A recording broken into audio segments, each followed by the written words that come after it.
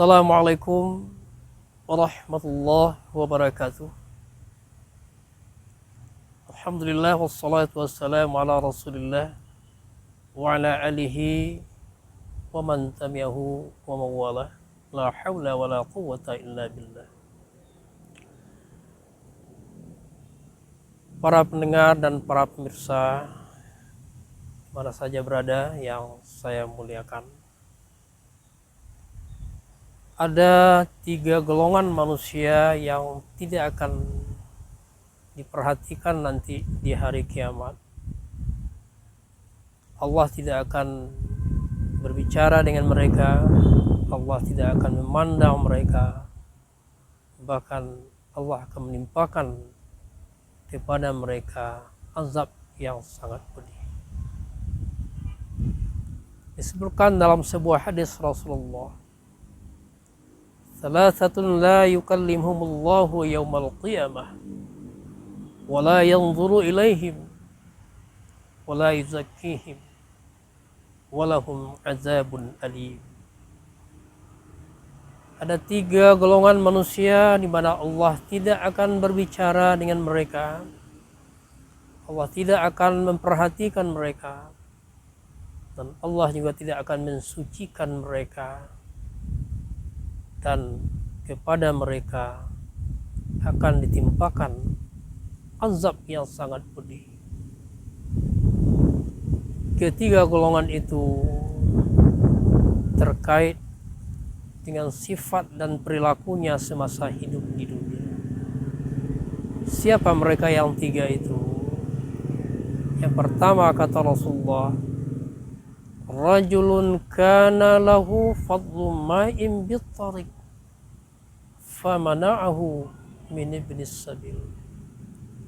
Seseorang yang memiliki kelebihan air di pinggir jalan, namun ia enggan untuk memberikan kepada musafir yang lewat.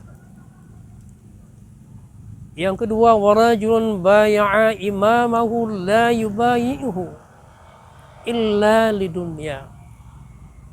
Seseorang yang mengangkat atau membayar pemimpinnya, tapi dia tidak akan mengangkatnya kecuali atas motif-motif duniawi semata. Fa'in u'tiha radhiya, bila ia diberi dia senang, wa illam yu'ta minha sakhita, tapi bila mereka belum diberi apa-apa lalu mereka marah. Dan yang ketiga, warajulun aqama sil'atahu ba'dal asr, seseorang yang menjajakan dagangannya lewat waktu asar. Mari kita lihat satu persatu. Golongan yang pertama dinyatakan sebagai orang yang memiliki kelebihan air di pinggir jalan atau di pinggir ladangnya, sementara dia melihat musafir yang lalu lalang setiap saat dan dia butuh minum dan dia tidak pernah ingin memberi kepada si musafir tadi. Itu artinya lah orang yang bakhil, orang yang kikir, yang tidak punya rasa sosial sama sekali, maka itulah orang yang sangat dibenci oleh Allah nanti di akhir. Tentu air hanya salah satu contoh dari kebutuhan pokok hidup manusia. Masih banyak lagi mungkin kelebihan-kelebihan rezeki yang lain diberikan Allah kepada orang-orang tertentu. Alangkah baiknya kalau dia mau berbagi dengan orang-orang yang butuh. Kedua, seseorang yang mengangkat imam atau pemimpinnya, dia tidak akan mengangkatnya kecuali atas motif-motif duniawi. Inilah orang-orang yang selalu menggunakan loyalitas palsu. Ketika mau mengangkat seorang pemimpin, dia yang berkuar-kuar ke sana kemari, dia yang berkampanye, dia bikin baliho-baliho besar. Oh, inilah calon pemimpin masa depan kita. Orangnya baik, orangnya jujur, orangnya amanah. Tetapi ia tidak akan lakukan itu kecuali ada motif-motif duniawi semata. Nanti akan terlihat ketika pemimpinnya itu sudah duduk, dia belum diperhatikan, dia belum mendapat apa-apa, dia marah.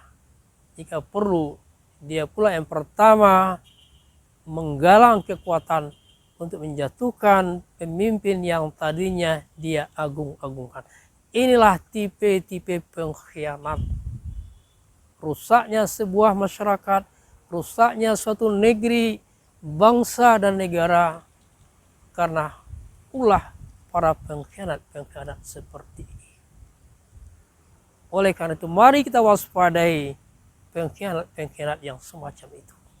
Dia selalu menggunakan loyalitas palsu, lain di mulutnya, lain di hatinya. Dan yang ketiga, seorang yang menjajakan dagangannya lewat waktu asar. Tentu ada yang bertanya, apakah tidak boleh kita berjualan waktu asar? Ini ada kebiasaan orang Arab jahiliyah dulu. Ketika dia berdagang mulai dari pagi sampai tengah hari, belum ada juga yang membeli. Lewat zuhur tidak ada yang membeli, bahkan menawar saja tidak.